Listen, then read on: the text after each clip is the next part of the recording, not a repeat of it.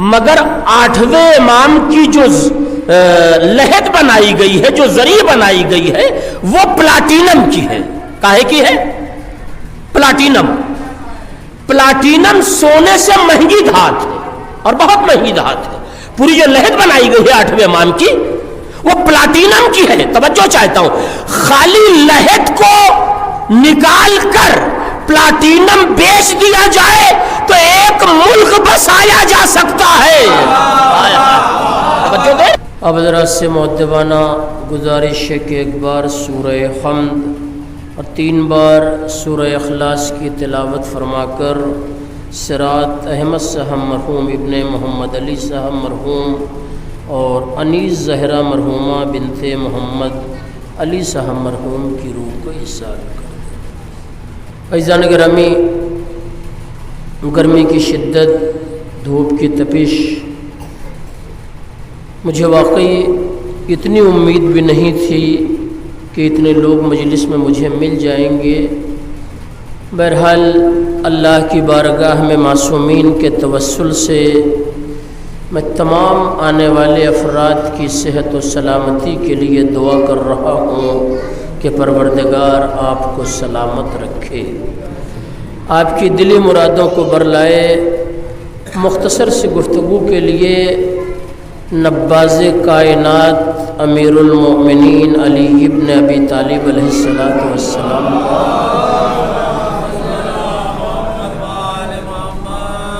ایک مختصر سا فقرہ اپنے بیان کا سرنامہ بنا کر آپ کے حوالے کیا، اور ایک صلوات پڑھ دیں محمد اور آل محمد۔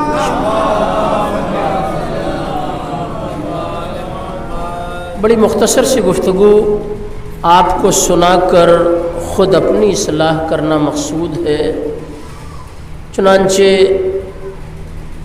یہ سب جانتے ہیں کہ قرآن مجید کے بعد اگر اسلامی دنیا میں کوئی علم کا ذخیرہ ہے تو اسے نہج البلاغہ کہا جاتا ہے۔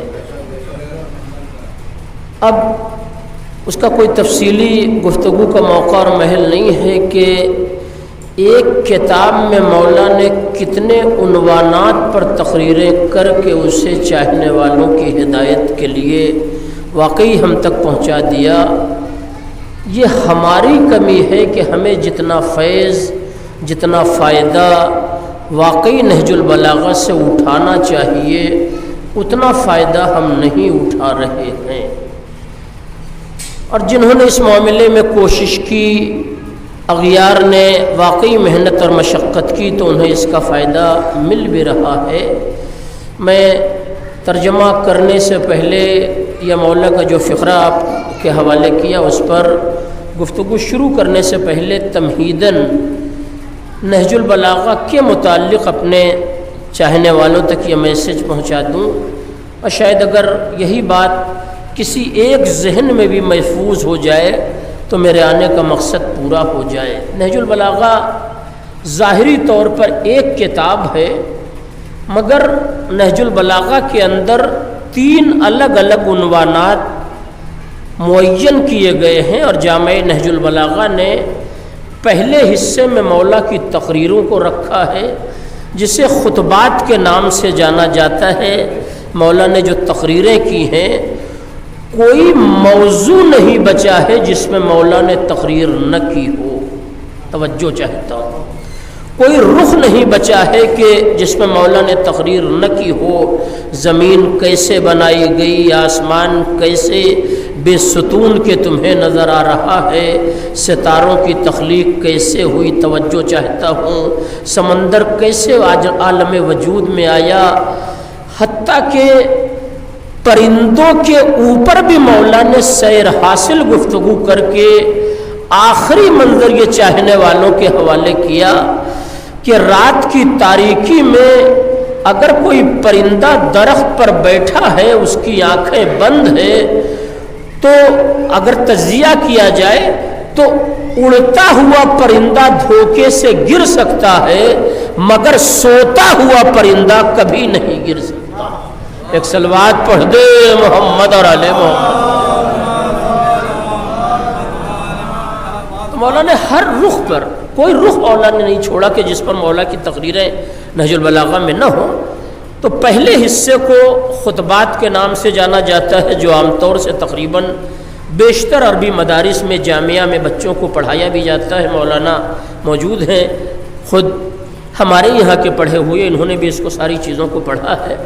چنانچہ ان خطبوں کی تعداد 238 بتائی گئی ہے جو علامہ مفتی جعفر نے جمع کیا۔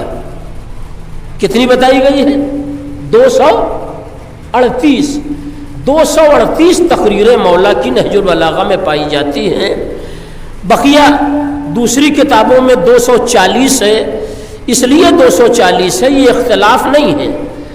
مولا کے 2 خطبے جو مولا نے دنیا والوں کے حوالے کیا، اسے مفتی جعفر صاحب نے خطبوں میں نہیں جمع کیا، آخر میں جمع کیا، اس لیے اسے آخر میں رکھا کہ اسے خطبہ معجزہ کہا جاتا ہے۔ اگر واقعی میرا مجمع میری طرف متوجہ ہے تو مختصر سے گفتگو آپ کے ذہن میں محفوظ رہے گی، یہ بات ذہن میں رہے کہ اولاً تو مولا کا ہر کلام معجزہ ہے، لیکن اگر کسی کلام کو واقعی معجزہ کہا جائے تو انسان کو اسے پڑھنا چاہیے۔ توجہ دیں آپ، مولا کا ہر کلام معجزہ ہے، مگر اگر واقعی دنیا کسی کلام کو خود معجزہ کہہ رہی ہے تو مولا کے اس کلام کو واقعی دنیا کو پڑھنا چاہیے۔ تو مولا کے 2 خطبے بالکل جامع نہج البلاغہ نے بالکل آخر میں جمع کیا ہے۔ ایک خطبہ اس میں ہے جس میں مولا نے الف کو نہیں آنے دیا۔ عرب کی گاڑی بغیر الف کے بڑھ نہیں سکتی، اور ایسے ٹف موضوع پر مولا نے کلام کر کے الف نہ لا کے پوری دنیا کو بتا دیا، حرفوں کے محتاج تم ہوتے ہو، ہم نہیں ہوتے۔ صلوات پڑھ دے محمد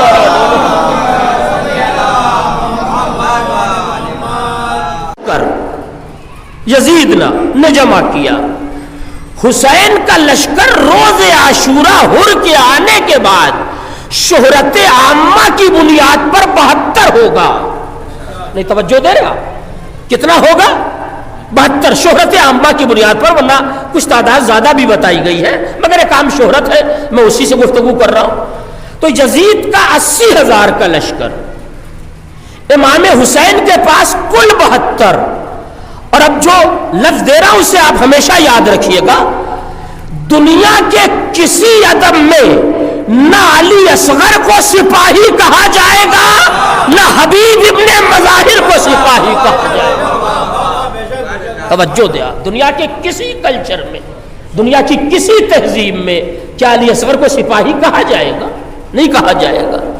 حبیب کو سپاہی کہا جائے گا؟ نہیں کہا جائے گا۔ یعنی کچھ سپاہی کی عمر سے بہت زیادہ آگے ہے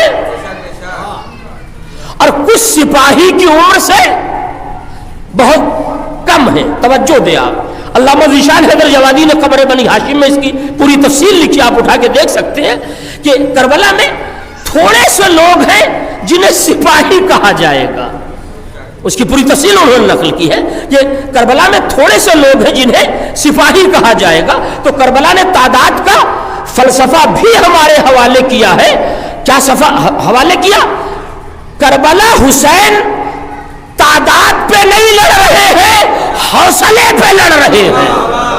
نہیں، آپ ذرا سا بیدار ہو، کربلا کی جنگ میرے مولا نے تعداد کی بنیاد پر نہیں لڑی ہے، ورنہ 80,000 کے مقابلے میں کم سے کم 40,000 جمع کرتے۔ حسین کل 72 کو لے کر کربلا میں جنگ کر رہے ہیں۔ تو کربلا کی جنگ تعداد کی جنگ نہیں ہے، عزم کی جنگ ہے، حوصلے کی جنگ ہے، استقلال کی جنگ ہے۔ حسین کیوں میدان میں آ گئے؟ اس لیے کہ حسین کو اپنے مختصر سے اصحاب پر اتنا اعتبار تھا کہ چراغ گل کر دیا جائے تو کوئی جانے والا نہیں رہے گا۔ آج کے قیصر عباد جیسے خطیب ہوتے قبلہ تو چراغ ہی لے کے چلے جاتے۔ آپ یقین کریں، ہمارے جیسے ہوتے تو چراغ ہی لے کے چلے جاتے۔ تو امام حسین کو اپنے مختصر سے لشکر پر اتنا اعتبار تھا کہ چراغ گل بھی ہو جائے تو کوئی جانے والا نہیں ہے. تو کربلا نے تعداد کا فلسفہ کیسے سمجھایا؟ کہا مختصر رہنا مگر حوصلہ پست نہ ہونے پائے. نہیں توجہ چاہتا ہوں. مختصر رہنا مگر حوصلہ نہ ہارنا، غیر حر بن کے شامل ہو جائے، تم میں کوئی فرار کرنے والا نہ ہو. ایک صلوات پڑھ دو محمد اور آل محمد.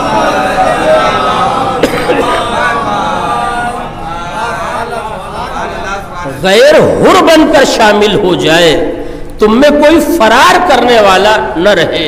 اور یہی وجہ ہے کہ امام حسین نے میں منزل مصائب پر نہیں ہوں یوں ہی قصیدہ نہیں پڑھا کہ جیسے اصحاب مجھے ملے تاریخ میں کسی کو نہیں ملے. اس کی پوری مکمل واقعی بحث ہے کیوں حسین نے یہ قصیدہ پڑھا کہ جیسے ساتھی مجھے ملے کسی کو نہیں ملے. توجہ دیا. میں نے کہا نا کہ 72 جس میں اول محمد ہے، جس میں جناب قاسم ہے، انہیں دنیا کے کسی کلچر میں سپاہی نہیں کہا جائے گا. 11 سال اب 13 سال سپاہی کی عمر نہیں ہوتی. توجہ دے رہے ہیں. 6 ماہ سپاہی کی عمر نہیں ہوتی. مسلم ابن اوسجہ عمر کی آخری منزل پر ہے، حبیب عمر کی آخری منزل پہ ہے، مگر حسین نے اپنے انصار کے بلبوتے پر جو کربلا جیتی ہے تو انصار نے وہ حق ادا کیا. نہیں میرا مجمع واقعی میرے ساتھ ہے، میں آپ سے مطالبہ کیا کر رہا ہوں آپ اسے محسوس کریے گا. حسین نے کیسے اپنے انصار کے بلبوتے پر اتنا بڑا مارکا ایک دو پہر میں جیتا. ایک طرف بھوک ہے، ایک طرف پیاس ہے، ایک طرف پریشانی ہے، ایک طرف اضطراب ہے، ایک طرف سامان ہے، سہولتیں ہیں، مگر دنیا نے دیکھا جہاں سہولتیں تھی وہ تو بھاگ رہے تھے، جہاں پیاس تھی وہاں کوئی فرار نہیں کر رہا.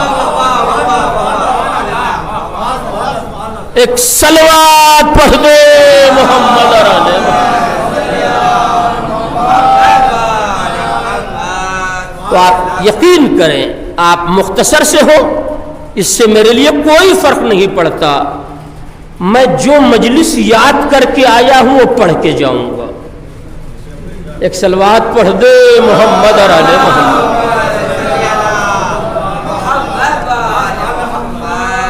جو مضمون میرے ذہن میں اسے پورا کروں گا 40 سے 45 منٹ کے اندر. اب تک میری لائف میں بہت کم ایسی مجلسیں ہیں کہ جو 1 گھنٹے تک پہنچی ہو، اس لیے کہ معصوم فقط 14 ہے، کبھی کبھی میں بھی پاگل ہو جاتا ہوں، ورنہ بہت کم ایسا ہوتا. 50 سے 55 منٹ کے اندر گفتگو کو انشاءاللہ مصائب شامل کر کے مکمل کر دوں گا. مگر ذرا سا ایک بلند ترین صلوات عظمت محمد اور آل محمد.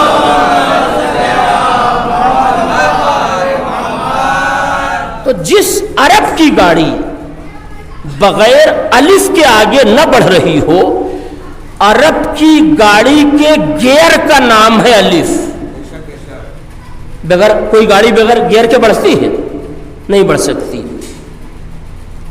تو الف کے بغیر عرب والوں کی گاڑی نہیں بڑھتی تھی. شاید مولانا حسن رضا صاحب کو شاید یاد ہو، نہیں یاد ہے تو شاید سنا بھی ہوگا انہوں نے. بنارس میں مدرسہ ایمانیہ پر مولانا احمد حسن صاحب قبلہ مرحوم نے اپنی حیات میں ایک محفل کروائی تھی، اور اس میں جو مصرع دیا تھا اس میں الف نہیں آنے پایا تھا، اور یہ شرط تھی کہ پورا کلام بغیر الف کے کہنا ہے. آپ محسوس کر رہے ہیں یہ وہ حقیقت ہے بنارس کی جسے انکار نہیں کیا جا سکتا. ہوئی طلوع حرم میں فضیلتوں کی سحر، یہ مصرع تھا. شعراء نے واقعی محنت کی. کلام کیا یہ میں اپنی آنکھوں کا دیکھا منظر آپ کے حوالے کر رہا ہوں. اور کہیں الف آنے نہیں پایا، کہیں الف آنے نہیں پایا. اب اور آگے بڑھیے. یہ جو 2 خطبے معجزہ کے نام سے مولا کے جانے جاتے ہیں، ایک میں نقطہ نہیں آیا ہے اور ایک میں الف نہیں آیا ہے، تو اس بغیر الف کا جو خطبہ ہے اس کا ترجمہ آج کوپا گنج اعظم گڑھ سے الگ ہو گیا ہے. مولانا ظفر الحسن صاحب قبلہ مٹھن پوری بٹے بنارسی یعنی سرکار شمع الملت کے والد، انہوں نے یہ ترجمہ کیا ہے اور انہوں نے بھی اسی روش کو باقی رکھا۔ دیکھیے 12-14 شعر کہنا بہت آسان ہے، مگر پورے خطبے کا ترجمہ اللہ نے واقعی اس کا اجر عنایت فرمائے کہ پورے خطبے کا ترجمہ مولانا ظفر الحسن صاحب نے کیا، اور پورے خطبے میں کہیں ترجمے میں الف آنے نہ پایا، اور پورے ترجمے کو مکمل کر کے دنیا کو سوچنے پر مجبور کر دیا، جب ادنا غلام کا علم ایسا ہے تو مولا کا علم کیسا ہوگا؟ یا علی یا علی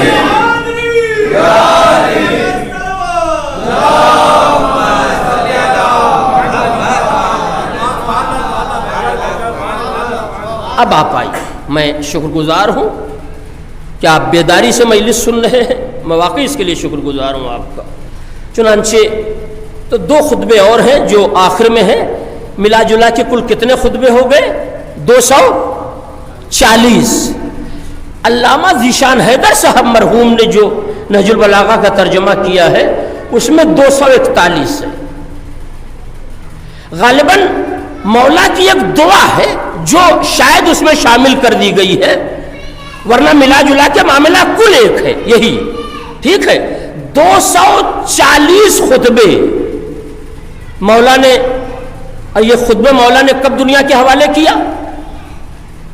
آج کی بات ہے، یہ موبائل تھا، تقریر ٹیپ ہو رہی تھی مولا کی، آپ نے دیکھا ہوگا ہم لوگ کے بچپنے میں ہمارے قد کا ٹیپ ریکارڈ ہوتا تھا، لوگ کندھے پہ لاد کے لے کے شب بیداریوں میں جاتے تھے نوحہ اور مجلس ٹیپ کرنے کے لیے۔ اب تو پوری دنیا سمٹتی چلی جا رہی ہے نا، توجہ دیا۔ تو نہج البلاغہ کے پہلے حصے کو مولا کے خطبے کا سے شروع کیا گیا ہے، جسے خطبات کا نام دیا گیا ہے۔ دوسرا حصہ کیا ہے؟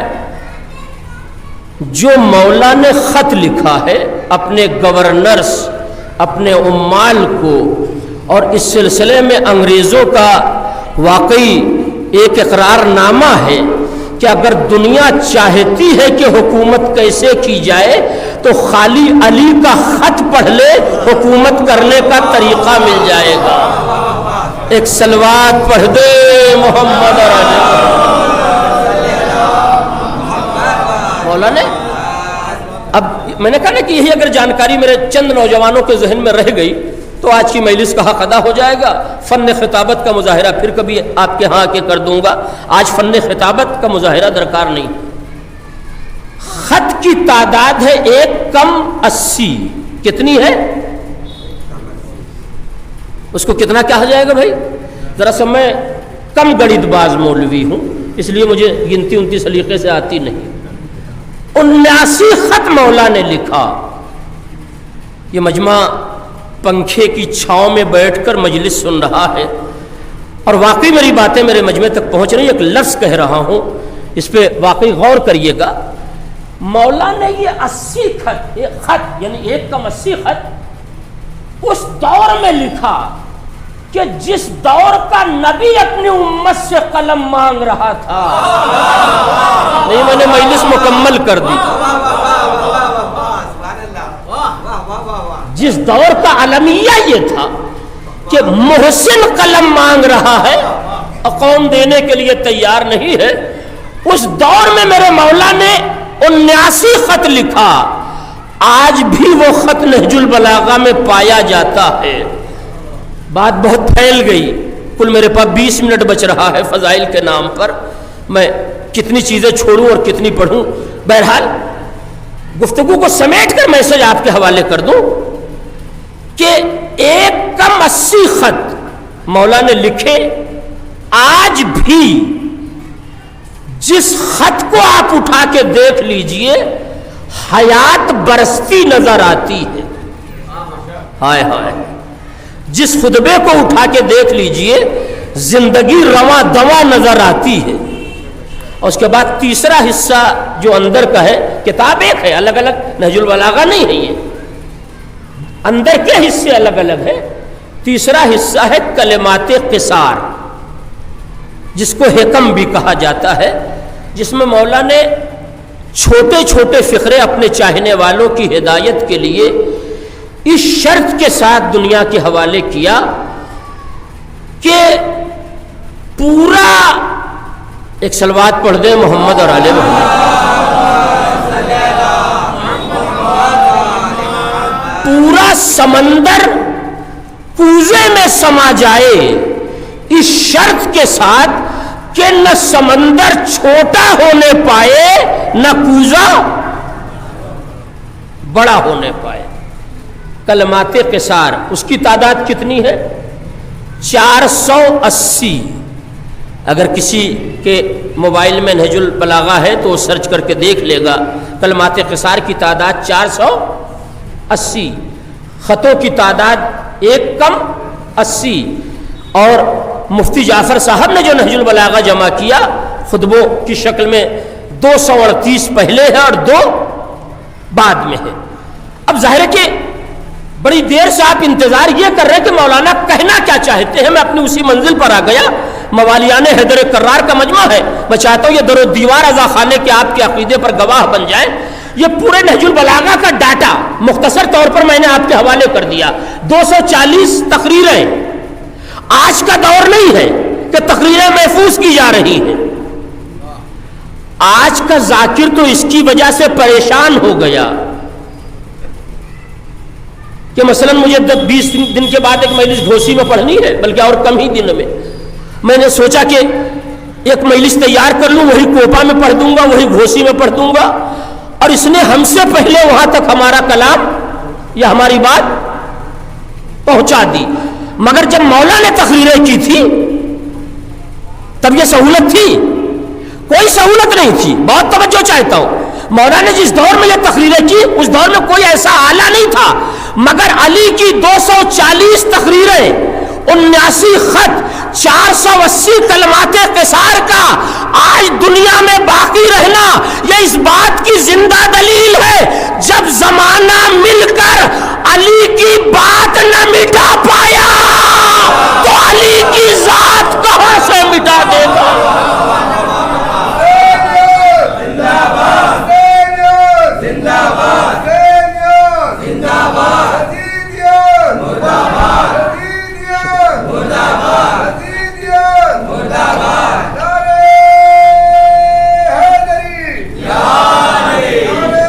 شکر گزار۔ اب آپ آئیے کہ جب واقعی 14 صدیوں میں مستقل مشن آل محمد کے خلاف چلتا رہا اور اب بھی چل رہا ہے، جب دنیا بات نہ مٹا پائی تو ذات کے مٹانے کا کیا سوال پیدا ہوتا ہے؟ خدا کی قسم انہوں نے اپنی پوری حیات خدا کے لیے صرف کر دی۔ خدا نے کہا میں چاہوں گا تو تمہارا نام باقی رہے گا۔ اور آج دنیا کی کون ایسی سرزمین ہے جہاں سے علی کا نام نہ لیا جا رہا؟ توجہ دے آپ۔ آئیے ایک چھوٹا سا خاکہ تکمیل کے لیے، لیکن اب وقت بچ نہیں رہا ہے کہ وہ رخ آپ کے حوالے کیا جائے۔ اسی کلمات قصار کا ایک چھوٹا سا فقرہ میں نے اپنے بیان کا سرنامہ بنایا کہ جس میں مولا فرماتے ہیں اشرف الغنا ترک المنا، سب سے بڑی مالداری یہ ہے کہ نفس کا دروازہ بند کر دیا جائے۔ یہ ترجمہ میں نے آپ کے حوالے کر دیا۔ یہ کون کہہ رہا؟ امیر المومنین، جسے واقعی پوری دنیا امیر المومنین کہہ رہی ہے، وہ کہہ رہا ہے کہ سب سے بڑی مالداری۔ دیکھیے علی کا لقب کیا ہے میرے مولا کا؟ امیر المومنین۔ اور ابھی یہ مہینہ جو چل رہا ہے، ابھی آپ کے مسجد کے کتبے پر شہادت کی تاریخ مانی جاتی ہے۔ جو لوگ ایران گئے آپ ان سے دریافت کر لیجئے گا، مولا کا لقب ہے غریب الغربا۔ آپ اس لقب کو پہچانیے۔ آپ کے جد کا لقب ہے امیر المومنین۔ لفظیں پہنچ رہی ہیں آپ تک؟ جد کا لقب ہے امیر المومنین، اور نیچے آئیے تو 8ویں امام کا لقب کیا ہے؟ غریب الغربا۔ جبکہ پوری دنیا میں مذہب کے نام پر کسی کے پاس ایک صلوات پڑھ دے محمد علیہ اس طرح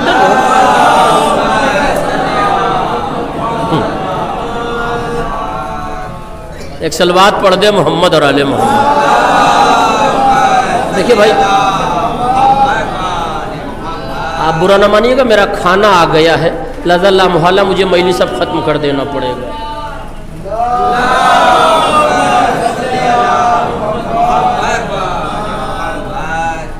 آج بھی دنیا میں جتنے بھی مذہب پائے جاتے ہیں اور ہر مذہب والوں کے پاس اپنی اپنی عمارتیں ہیں، سب کے پاس اپنی عمارت ہے. ایسا نہیں ہے اسلامی دنیا کے پاس، یعنی ہم سب کے پاس اتنا بڑا مکہ حرم خدا، مگر عمارت کے نام پر جیسی عمارت امام علی رضا کی ہے دنیا میں کسی مذہب کے پاس ایسے بڑے صحن نہیں ہے. آپ جا کے دیکھیے گا، اپنی طرف سے نہیں پڑھ رہا ہوں، اتنے بڑے بڑے صحن کسی کے پاس نہیں، اتنی قیمتی عمارت کسی کے پاس نہیں. کربلا میں بھی سونا ہے، مگر 8ویں امام کی جو لہد بنائی گئی ہے، جو زری بنائی گئی ہے، وہ پلاٹینم کی ہے. کاہے کی ہے؟ پلاٹینم سونے سے مہنگی دھات ہے اور بہت مہنگی دھات ہے. پوری جو لہد بنائی گئی ہے 8ویں امام کی وہ پلاٹینم کی ہے. توجہ چاہتا ہوں، خالی لہد کو نکال کر پلاٹینم بیچ دیا جائے تو ایک ملک بسایا جا سکتا ہے. توجہ دے، خالی اس لہد میں استعمال ہونے والے پلاٹینم کو نکال کر بیچا جائے تو ایک ملک بسایا جا سکتا ہے. اس کے بعد بھی، حالانکہ اردو کی لفظ الگ ہے، عربی کے معنی الگ ہے، اس کے بعد بھی غریب الغربا کہا جاتا ہے. دنیا جان لے کہ جس علی کا غریب بیٹا اتنا مالدار ہے، اس کا امیر مولا کتنا مالدار ہے.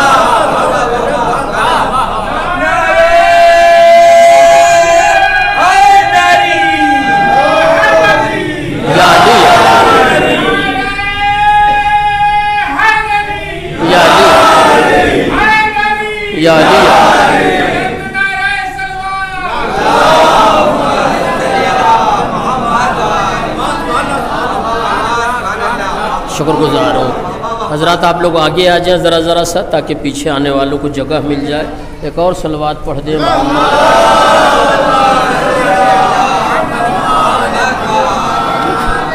گفتگو بالکل اپنے آخری منظر پر آ گئی. تو مولا فرماتے ہیں اشرف الغنا ترک المنع. سب سے بڑی مالداری کیا ہے؟ نفس کا دروازہ اگر خالی نفس کا دروازہ بند کر دیا جائے تو پورا معاشرہ امن و امان کا گہوارہ بن جائے گا. دنیا میں جتنے اختلاف جنم لے رہے ہیں اسی نفس کی بنیاد پر لے رہے ہیں. توجہ چاہتا ہوں، اب میں اپنی ذات سے بات شروع کر رہا ہوں. میرے نفس کا مطالبہ کیا ہے؟ حالانکہ آپ ہنسیے گا نہیں، صحیح پڑھ رہا ہوں. میرے جیسا بے باک خطیب بہت کم آپ کو ملے گا جو اپنے بارے میں اتنا خیال ممبر سے اظہار خیال کر دے. میرے نفس کا مطالبہ کیا ہے؟ ہندوستان میں جتنے 40ویں ہو رہے ہیں سب کسے مل جائیں؟ سب مجھے مل جائے. یہ ممکن ہے؟ یہ ممکن ہے؟ نہیں ممکن ہے. توجہ دے آپ. تو جب میں جانتا ہوں کہ یہ ممکن نہیں ہے تو پھر نفس کا یہ مطالبہ ہی غلط ہے. مگر نفس مطالبہ کرتا ہے کہ جتنی مجلسیں ہو رہی ہیں سب کسے مل جائے؟ مجھے مل جائے. اور مارکیٹ میں خالی میری مجلس چلے. دیکھیں میں پڑھ اپنی ذات پر رہا ہوں، سنا سب کو رہا ہوں. ایک صلوات پڑھ دے محمد اور علیہ.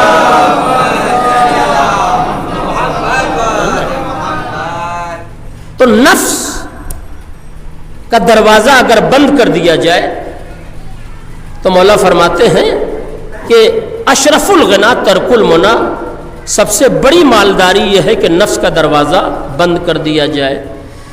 اب اس سے بڑی بات کیا کہی جا سکتی ہے کہ نفس کا دروازہ کھل جاتا ہے. میں پڑھ کہیں کے لیے رہا ہوں, نفس کا دروازہ کھل جاتا ہے تو چاہنے والے چاہنے والوں کا جنازہ چھوڑ کے چلے جاتے ہیں. توجہ دے آپ, ٹھیک ہے, کیوں؟ نفس کا دروازہ کھل گیا. بہت توجہ چاہتا ہوں. اب آئیے روایات کی روشنی میں 3 فقرے اور آپ تک پہنچا دوں. روایت میں یہ فقرہ ملتا ہے کہ اس نفس کے بطن سے 3 اولاد پیدا ہوتی ہے. کتنی؟ بڑے تسلسل سے تھی گفتگو, مگر ظاہر کہ وقت ساتھ نہیں دے رہا ہے, کہ نفس کے بطن سے 3 اولاد پیدا ہوتی ہے. اس کی پہلی اولاد کا نام ہے ہرس یعنی لالچ. توجہ دے رہے, ہرس یعنی لالچ. اس کی دوسری اولاد کا نام ہے حسد. اس کی تیسری اولاد کا نام ہے تکبر, غرور, گھمنڈ. اور جب یہ تینوں چیزیں ایک ساتھ جمع ہو جاتی ہے کہیں, تو وہ بندہ خدا سے دور ہو جاتا ہے, شیطان سے قریب ہو جاتا ہے. اب یہ 3 مجلسوں کے الگ الگ موضوعات ابھر کر سامنے آ گئے کہ نفس کے بطن سے کتنی اولاد پیدا ہوتی ہے. صاحب بند تاریخ کا یہ تجزیہ ہے جو آپ کے حوالے کر رہا ہوں, کہ پہلی اولاد کا نام ہے ہرس یعنی لالچ, دوسری اولاد کا نام حسد, تیسری اولاد کا نام غرور, گھمنڈ, تکبر, جو بھی کہہ لیجئے. یہ مستقل بحث سے توجہ چاہتا ہوں. اب آپ آئیے, اتنا تو سب جانتا ہے نا کہ چاہے اچھا کام ہو چاہے برا کام ہو, ان دونوں کی طرف آمادہ کون کرتا ہے؟ کون آمادہ کرتا ہے؟ میرے بچے بتائیں. یہی دل ہے. دل ہی آدمی کو اچھے کام کے لیے بھی آمادہ کرتا ہے, اور دل ہی آدمی کو, اس لیے نفس کی قسمیں بتائی گئی ہیں, اسے آپ نے مولانا لوگوں سے سنا بھی ہوگا, اس کا پڑھنے کا وقت نہیں ہے میرے پاس, ٹھیک ہے, کہ اسی اچھے کام کے لیے یہی نفس آمادہ کرتا ہے. اور کبھی کبھی تو وہ چال چلتا ہے کہ سوسخانی کی آواز سن لی کہ مجلس شروع ہو گئی ہے, نفس کہتا ہے ابھی جا کے کیا کرو گے, ابھی تو 20 منٹ سوسخانی ہوگی, پھر مولانا 1 گھنٹے رگڑیں گے, اس کے بعد تبرک ملے گا, ابھی جانے کا فائدہ کیا؟ ہائے ہائے ہائے. نہیں, میں غیر کو کیوں کہوں, میں اپنی بات کروں. توجہ دے آپ. اچھا سوسخانی ختم ہو گئی تو چلیے آپ چلے. نفس کہتا نہیں ابھی مولانا آدھی مجلس پڑھ لے تب چلا جائے. توجہ دے آپ. تو ہر اچھے کام کی طرف بھی یہی آمادہ کرتا ہے, ٹھیک ہے, اپوزٹ کام کی طرف بھی یہی آمادہ کرتا ہے. اب مجھے نہیں معلوم یہ لفظ آپ کہاں تک لے کے جائیں گے. کسی نے اس نزاکت کو پہچانا ہو یا نہ پہچانا ہو, مگر ابو طالب کی گود میں پلنے والے علی نے اس نزاکت کو سمجھا تو اللہ سے سودا بھی کیا, تو نفس کا سودا کیا کہ نہ یہ نفس اپنا رہ جائے گا نہ کوئی الزام دیا جائے گا. صلوات پڑھ دے محمد اور علی.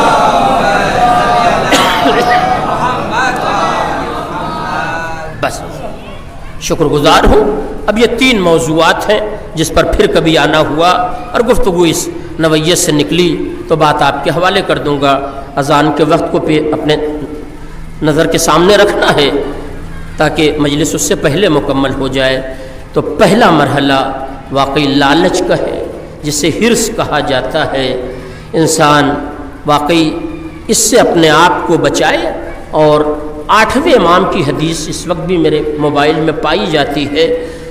اللہ اس سارے مرحلوں کو سلامت رکھے جو لوگ ائمہ کی حدیث اس طریقے سے نشر کر رہے ہیں. حدیث میرے موبائل میں موجود ہے کہ 8ویں امام نے فرمایا ایاکم والحرص والحسد, اپنے آپ کو بچاؤ ان 2 چیزوں سے جس کو ہرس کہا جاتا ہے اور حسد کہا جاتا ہے, کہ انہی دونوں نے امت سابقہ کو ہلاک کر ڈالا۔ انہی دونوں چیزوں نے امت سابقہ کو ہلاک کر ڈالا ہے، لہذا نہ ہرس آنے پائے نہ حسد آنے پائے۔ اب اسی لفظ تلاش کر کے مصائب کی طرف جانا چاہتا ہوں۔